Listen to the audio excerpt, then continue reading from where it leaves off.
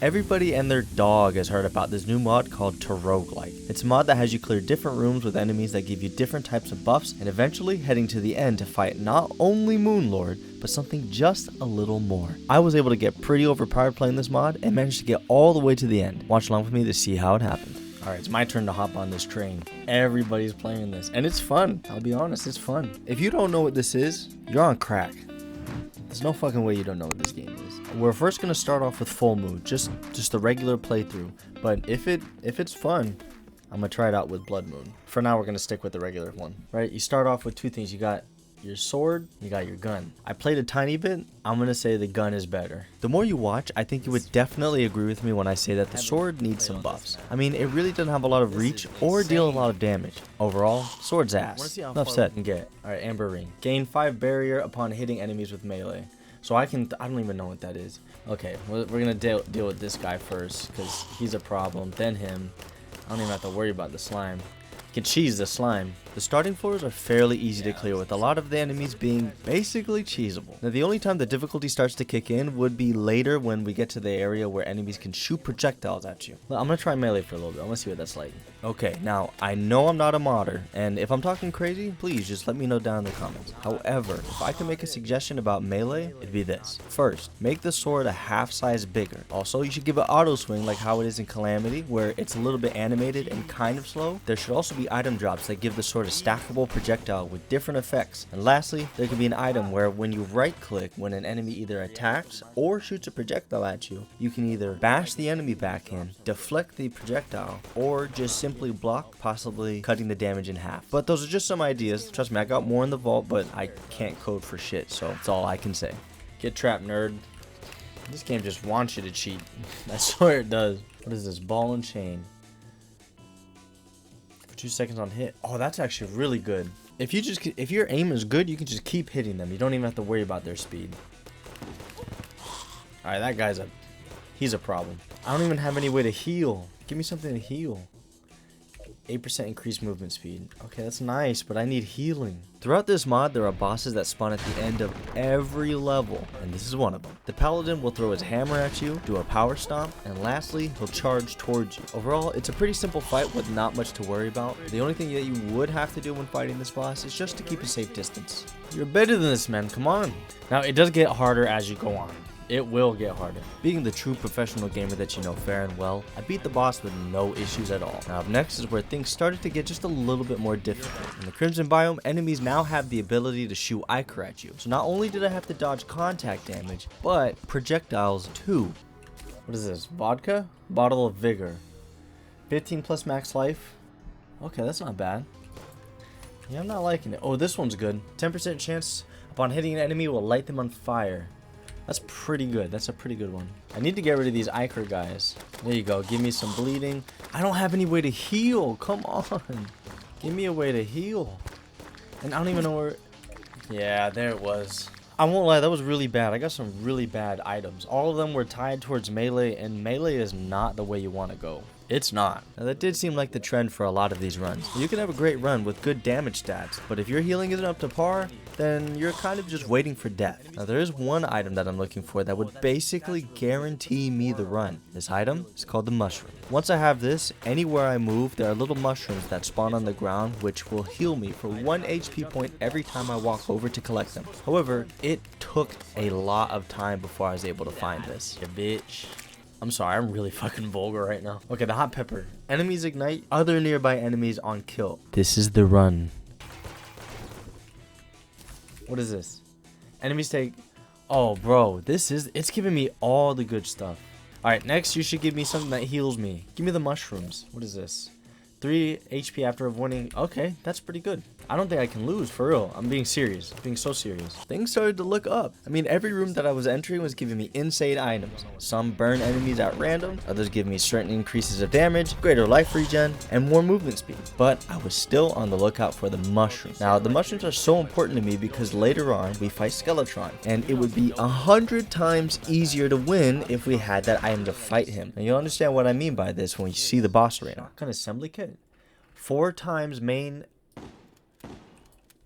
What the fuck? Just for the fun of the game, the shotgun upgrade has to be one of my favorite items that you could get. After that, we entered into what's known as the Lunar Sanctuary. This is a place where you can trade items within their respective rarity range for one of the items that are currently on display. Now, unless you already know what those items are, there's not really a way for you to know what they do, so you're kind of just playing a guessing game to do with healing, but I'm not getting rid of this shotgun. And everything in here is really good. I don't want to get rid of anything, and I actually know what this thing does. It gives me something up here, barrier, which I don't clearly need, so I'm not going to take anything. I'm hoping I'm going to keep this streak going of getting some really good items. Oh yeah, look at this. Look at this. I really meant it with that shotgun upgrade. If you're able to get enough damage boosting items, you could damn near one-shot every single enemy there is. Okay, no, I'm not dying. I'm not dying. We're gonna run. We're not dying. I'm not risking it. This run is too good. I need more health. That's all I need. I need the dodge. 25% chance upon hitting an enemy to heal for 1 HP. And the amount of bullets I have, hell yeah, I'll take that. That's worth it. Now you'll see it here soon, but for this specific item, it does not stack with your shotgun upgrade. Now you would think that having more bullets would give you more chances to heal, right? But no, it's actually not even noticeable. Look at every time that I shoot this boss. I mean, I'm pretty much not even healing. Other than that, there isn't really too much to say about the Eater of Worlds. The fight was kind of slow, and his attacks ranged from slow physical attacks to just shooting green balls at me. Pause. Heat-seeking chip. Main projectiles gain slight homing. So I guess you don't always get the chance to get a new item or something to trade. Whoa, whoa, whoa, whoa. Whoa! Now the game's starting to pick up. These Antillians that shoot a buckshot of sand at me is almost, dare I say, impossible to dodge. So I made sure to prioritize them first because there's no way I'm dealing with that. Alright, we need to get these guys who are in the walls. Okay, yeah, we need the walls. We need you. What is this? 12% diminishing? I don't know what that means. While below 50% max life. What is diminishing? I don't know what that is. Is there anybody that knows what diminishing means in this mod? Because I'm stumped. I thought it might be extra damage or maybe extra defense, but I mean, I can't prove it, so you know, any information is helpful. I don't even know how you attack. No stress, because I have home in. And you're already half health? Bro, come on. This is easier than the first guy. And you're dead.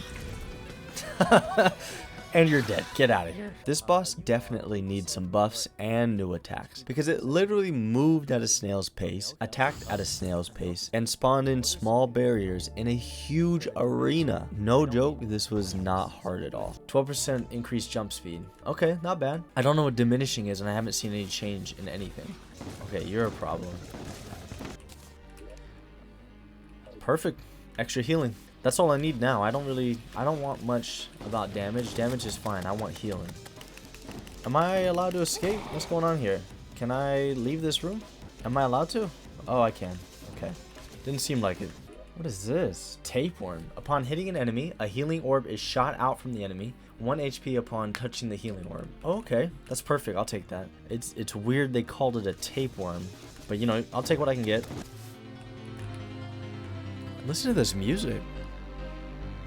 I never even noticed. This music is so nice. I mean, I might as well just not let go of the trigger. Oh, there we go. There's another freebie. I don't know what diminishing is. And I don't think I get below 50% HP anymore. Are we at a boss already? Oh, we are. We swept through the hell level really fast. Our build was starting to look like it possibly could take us to the very end, but we still had one more floor to go through. It just so happened to be the dungeon level, which, if you haven't figured it out yet, has the Skeletron for the boss. And I still don't even have the mushroom. Okay, I'm actually about to die. There's no way. Please. Oh my gosh, I can't believe I fucking clutched that. I really thought I was about to die. Build up a burst of up to 400% increased attack speed after not attacking for up to 6 seconds. So I'm guessing that's what that is. Now I know we already all know this, but there are some items that just honestly suck. The item sounded good on paper, but in reality, it makes the gun worse. Stackable attack speed and movement speed buff on kill. Each stack lasts about 8 seconds and grants 50% increase. Low-key overpowered. So if I just keep killing things, holy shit, I move fast. Goodness. It was the tapeworm again. Not even 5 seconds later, I get one of my other favorite items. Now you'll see it here soon that the thrill of the hunt is one of the strongest buffs you could get. No, this one's hard. Now, don't get me wrong. I'm sure that the boss is beatable without the mushroom item that basically gives you infinite healing, especially since other YouTubers have already done it. But I, for whatever reason, I just can't. Especially because of the attacks where he spits out these blue spirit looking things through the entire arena. No, no, no, no, no! Great, back to square one. I do love the fact that I'm able to restart really fast. Now the game's not as easy as you might think, and it's pretty obvious that the game has a lot of RNG to it. And without any of the right combinations, you're bound to lose. But that doesn't mean that I won't pull a win for you guys, and this run is the proof. Thankfully, I was lucky enough to get some of the best combinations this time. Oh, so I have triple jump? Oh, that's pretty good. Okay, perfect. This one spawns in fungi behind you, so you can just do this and you have healing. This is the item that I wanted last run for the Skeletron. That one's essential for Skeletron. Infinite healing. I don't even have to worry about it. Oh, and did I even mention the fact that the game has 3D attack models, which I think it's safe to say is kind of hard to do in a 2D game. It's absolutely amazing. Call me crazy, I think I no-hit this. The longer that I play, the easier it seems to beat these bosses. After I killed the tree, I got an item called the Drone Buddy. Drone Buddy? Theoretically, because he shoots enemies too, I have double the damage output. And that doesn't even account for the fact that he also heals me for 8 health per second. I'm curious if I got it because I no-hit this boss. Yeah, these guys, I just hate enemies that have range. And he shoots so frequently. It's not even like he takes forever to shoot. He just shoot, shoot, shoot. Yeah, he's slower than me, but damn. The second floor that I headed to was the Corruption, which I'd say is probably the hardest one compared to the Crimson level, just due to the fact that pretty much every single enemy in there has a projectile. I did manage to go through it fairly easily though, snagging up some good items that boost my health regen, DPS output, and whatever. Ooh, I almost missed it. And eventually making it to the boss, Eater of Worlds, again. Look at that movement. No, no, no, no, no, no. I'm essentially doing double the damage. Yeah, considering I have the extra guy, I'm basically doing double damage. I sped through the ice level, clearing out each enemy only to get better items that boost my damage and more. Now I usually sound confident and say, oh, this is the run, but I was only getting good items this time that actually were helpful in winning the game. So I pushed forward and entered into the Ice Queen's boss arena. Out of all of the bosses I fought, the Ice Queen is probably the second hardest, but I'm not comparing the endgame bosses like Moonlord and that one extra boss that you'll see here soon. After killing the Ice Queen, I got an item that, no joke, literally made me invincible for the first 20 seconds whenever I would step into a new floor. Become immune to being hit for 20 seconds upon entering a new floor. What? Okay, that is OP. So I wasn't lying when I said that I was only getting the perfect items for me to win. Yes, it is. Sir, that's a bit overpowered. Okay, I'll say it. The design of the jungle is my favorite out of them all, even compared to the end boss battle. Now, I get it. My favorite color is green, but still, the layout just looks amazing, and it also kind of adds some cool ways to travel through the level. So, 10 out of 10. Fighting the jungle enemies was just a little bit difficult, but was still very manageable. And at the very end, once they were all killed, I was able to go all the way to the Queen Bee. The Queen Bee wasn't too difficult to fight. She only had a few attacks where she would dash, shoot honeycombs, I believe, and slowly try to hit me with some contact damage. Once she was defeated, a swarm of her worker bees covered her and ended her life, which at first I thought was just completely wild, but it turns out that something like this actually happens in the real world. I mean, obviously it's not because some guy came in and shot her with a gun, but I mean, either way, it was just cool to see a little bit of detail. No matter what, everyone's on fire.